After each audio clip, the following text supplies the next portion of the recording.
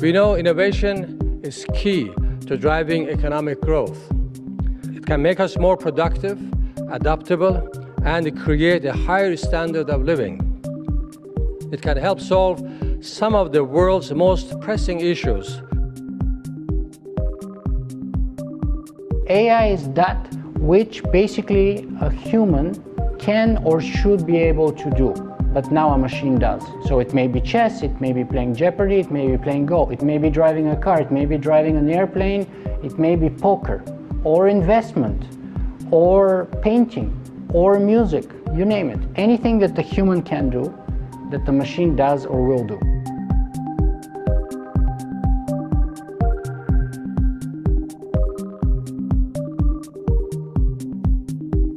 So whether you want to be inspired, whether you want to get ideas that you can incorporate literally instantly into your company, like access to tools, technologies, it's just a fantastic opportunity to meet companies that are exponentially growing.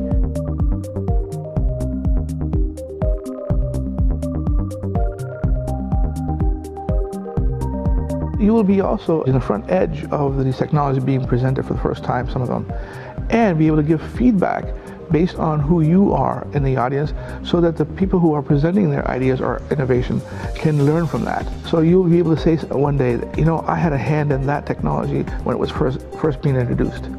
So you get to be part of history.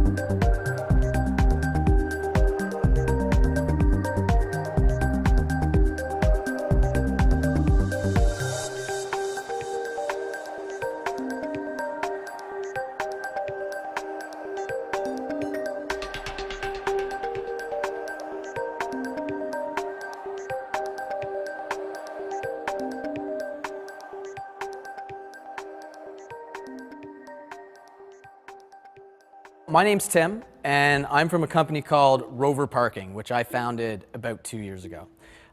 Many of you, I'm sure, have driven downtown in any major city and had a hard time finding a parking spot. Or maybe you were having dinner and you knew that your time was going to expire and you're either going to get a ticket or you're going to run back to your car and feed the meter. Whatever it may be, every single person in this room at some time or another has had a problem with parking. Rover Parking is trying to solve some of those issues. In Canada alone, 11 million people will drive into work. 30% of traffic congestion comes specifically from people circling the block looking for a parking spot. And over $1 million will be spent in Toronto alone today on parking. So what does that mean? It means there's a lack of supply. 41% of parking garages have a waiting list for their parking. It's extremely expensive. In Toronto specifically, the median cost of parking is $25 a day. And as we all know, and as I explained, it is an old, antiquated, and manual process. So what's Rover doing about it? Well, Rover Parking is a mobile marketplace for shared parking. So what we really are, and an easy way to explain it, is the Airbnb of parking. So picture your driveway is empty from 9 to 5 when you go to work, or your business spots are empty on evenings and weekends, or your apartment building has spots that simply aren't utilized. This is a massive inventory of parking that is not currently available for the public to park in. What Rover is doing is giving those people the ability to list their spots. Well, how do we make money? That's what everybody here is interested in today. We take a cut of every transaction. So Rover takes approximately 30% of each transaction that transpires, 15% from either side. So we're here today talking a lot about AI. And one of the big trends that is happening specifically in cities and in transportation is how do we move people around, whether it be Uber Pool bringing multiple people in together, whether it be a bike share, whether it be new types of parking apps. What is happening is we're finding new ways to move people around the city, and transportation infrastructure is changing because of that. What we're really going to see is an amalgamation of all of this within a city, so that when you leave your home, you're going to be thinking of different ways to get downtown. No longer are you going to drive right to your destination. You're going to take a myriad of different technologies to get you where you want to go as cheap and as fast and as efficiently as possible. Parking is always going to be part of that process. And I'd be remiss if I did not mention the autonomous car. No longer does your vehicle need to park where you're actually going. So when we get to the point when the autonomous car is used at mass scale, parking will also have changed. And our peer-to-peer network of distributed parking will become very important, because parking lots downtown will have been turned into condos. And we need to utilize this space for the user to go to their destination and then the car to find this distributed model of parking around any city in North America or the world. A lot of talk is around Airbnb and Uber, how Airbnb is the biggest hotel operator in the world and they don't own any hotel rooms. Uber is the biggest taxi cab operator in the world and they don't own any taxis. Rover will be the biggest parking operator in the world and we won't own any parking spots. We're currently raising $500,000 to help bring this across Canada and into the US. So as I said, a car that can drive itself can park itself. Your vehicle no longer needs to park where you're going. Thank you. If I understood your pitch, you said, unlike your competitors, you're going after primarily private households. You got to reach these people and educate them to the category, because it's a new category, before you sell your brand. And then you got to give them the business proposition that makes sense. So I'm not really sure what your marketing campaign or proposition really is to those individuals. And you've got to isolate individuals in key demand areas, because my driveway, no one's going to want to park there. Somebody else, possibly. It all depends on the area. There's a bunch of pieces to your product offering. I'm sitting here, and if I walked out, I really wouldn't have the answers to, which are key to the investment.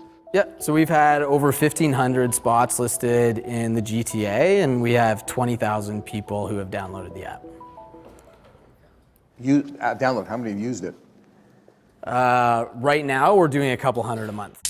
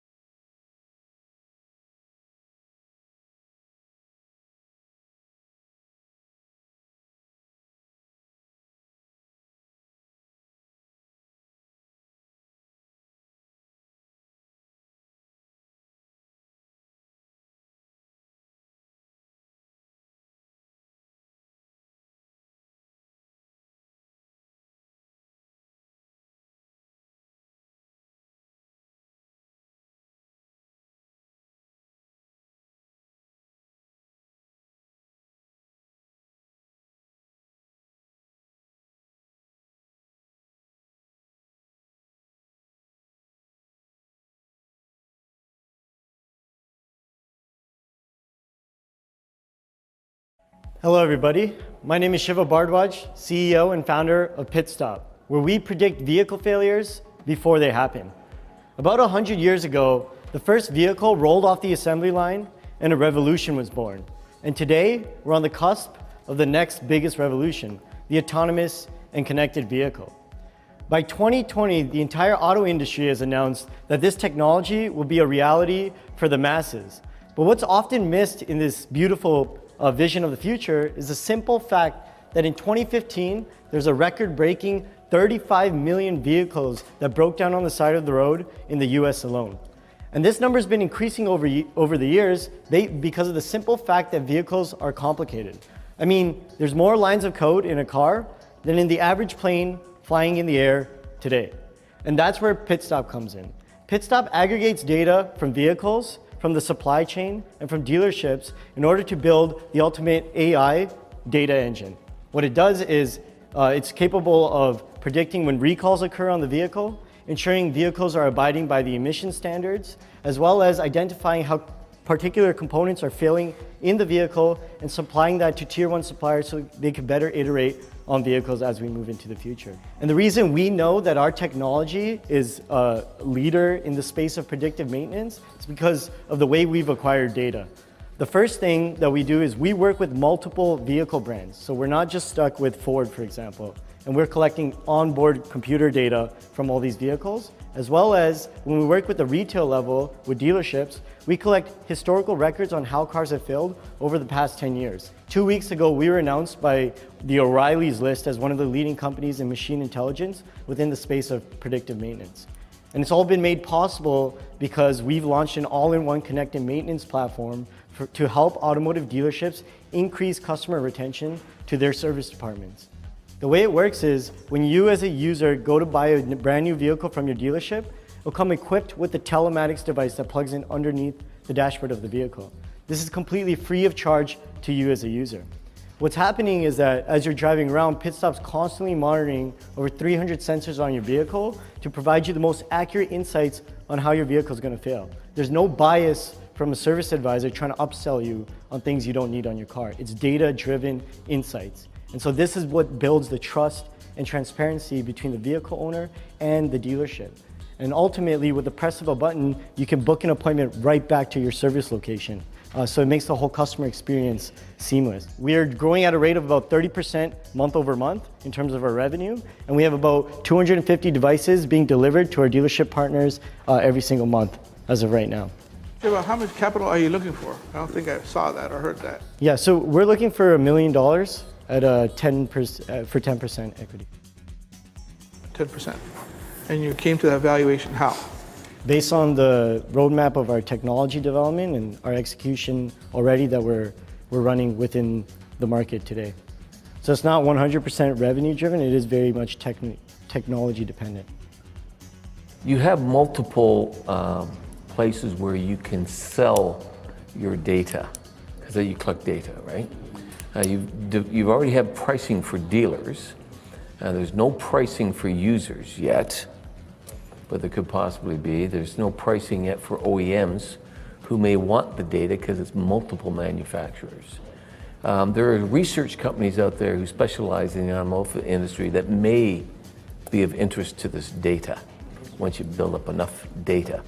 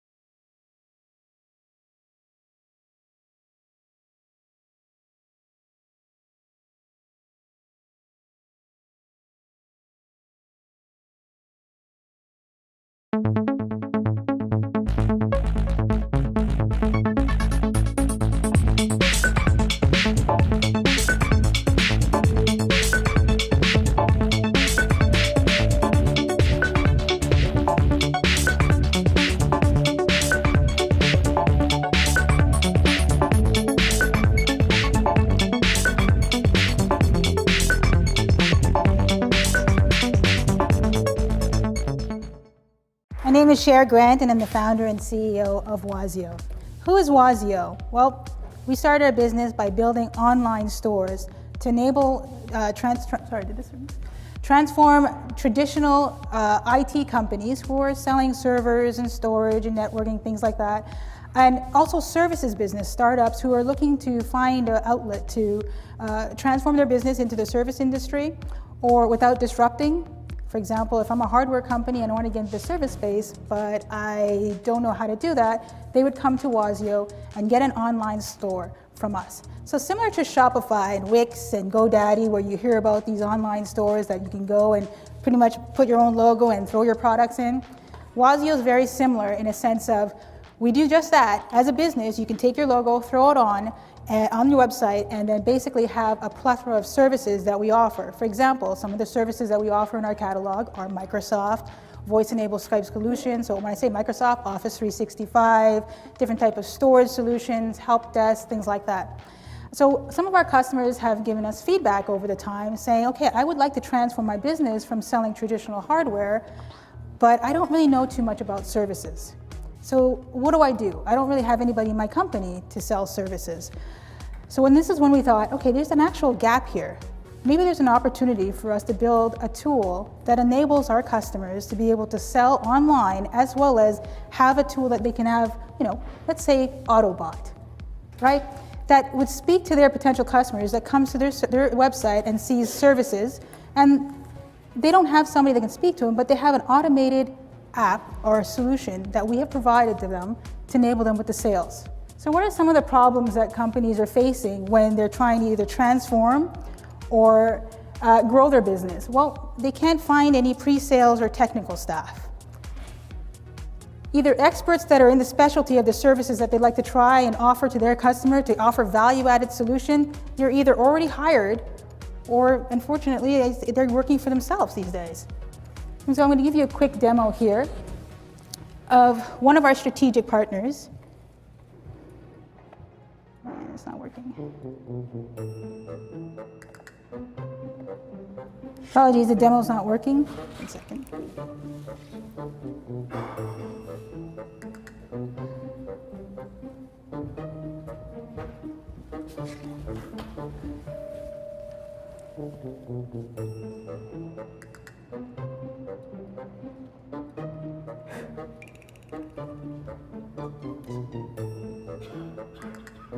The demo gods are attacking you.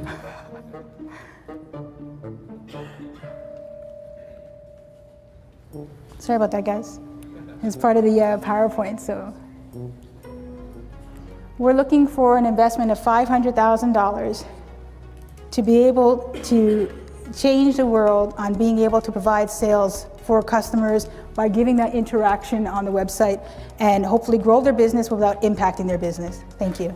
So just in terms of the technology here, how are you validating this? Because the cost function here, in other words, your cost of getting it wrong is relatively high. If somebody asks, is Microsoft Skype available in Singapore? And the AI responds, sure, we sell Office all across Africa, or something like that. That response is inhuman. And another thing I noticed, this bot responded with like a 400-word answer in 0.1 of a second. So you immediately know you're not talking to a bot. Now, maybe you should put a delay in there. But the cost of getting the answer wrong can be quite high. You could lose a customer for that.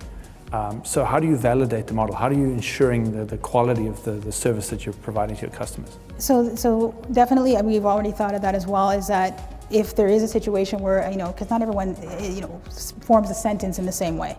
Right, and sometimes we won't get it right. Well, obviously in the first year or so, we probably won't have every single way or possible way that one sentence can be phrased.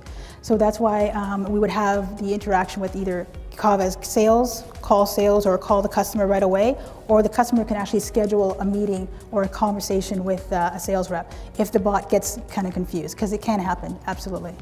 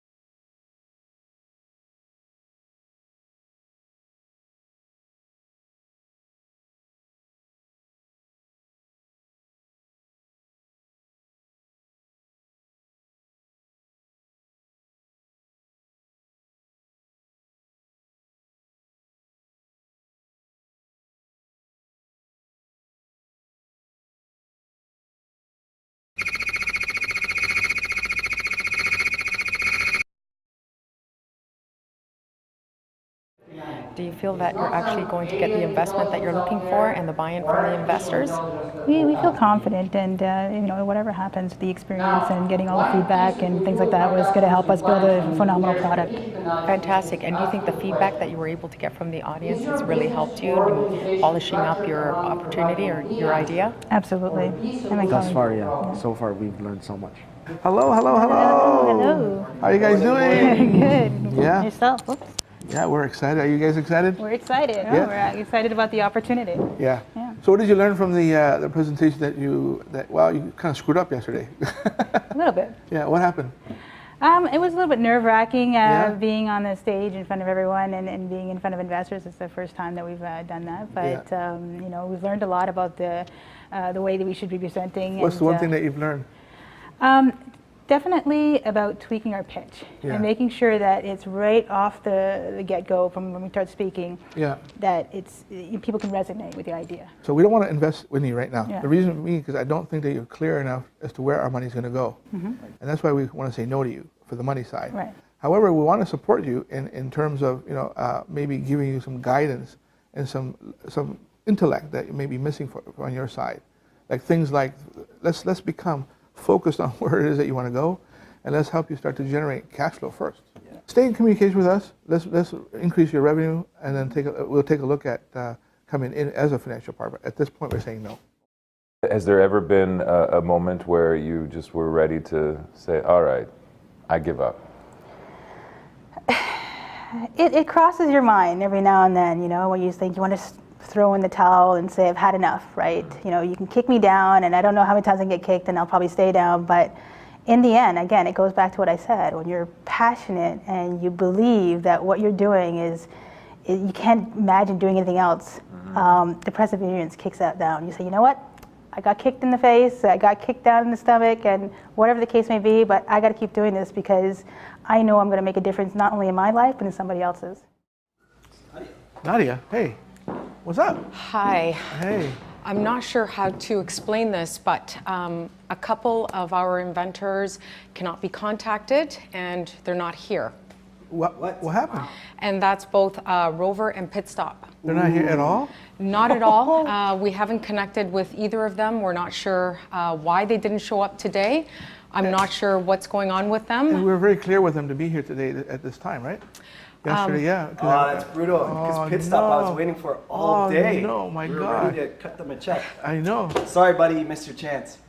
Oh my God, I can't believe it. Oh, and Rover, the same thing. Rover, that guy, he pretty much, as far as his technology is concerned, as soon as Honk was brought up as his competitor, he just disappeared. Yeah, I think that's when he left yesterday morning. And Rover got Honk.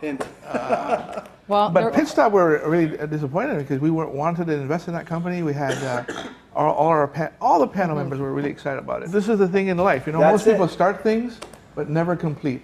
Had you just walked that extra mile, Pitstop, you would have been in the money. Too bad.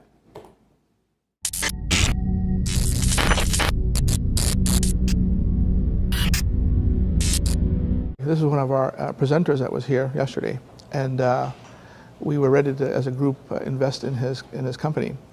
And this morning, the second day, he didn't show up. So what we're doing is we give him a quick call, find out what happened. Hello? Hi, Shiva? Hello? Hello, hello, hello? This is Sai. Who's this? Hello? That's funny. Okay, let's try it this way. I want to invest in your company. Are you there? This is what happened. Hello? Hello, I want to invest in your company. Are you still there? Hello, hello, hello? Hello? He can't hear me for some reason. This is Shiva. What does that mean in Hindi? Hey, Shiva, how are you? Good, how's it going? All right, good. Listen, we were kind of wrapping up for this afternoon, and after your presentation, we indicated to you that we were very interested in investing with you, and then you didn't show up this morning. What happened? Yeah, I had a family emergency that happened in the morning. Yeah. So I had to head out to the hospital. So it was it was really random and sudden. I ended up messaging Timur a little later in the afternoon. Yeah. about the situation. Right, I get that. Well, listen, you take care of your family, and then what we'll do is we'll catch up in the next week or so and take a look at how we organize what we're going to do next with you, okay? Okay, sounds good. All right, thanks for taking the call, and we'll see you in next week or so.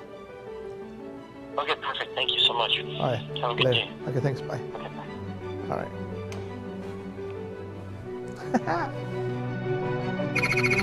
right.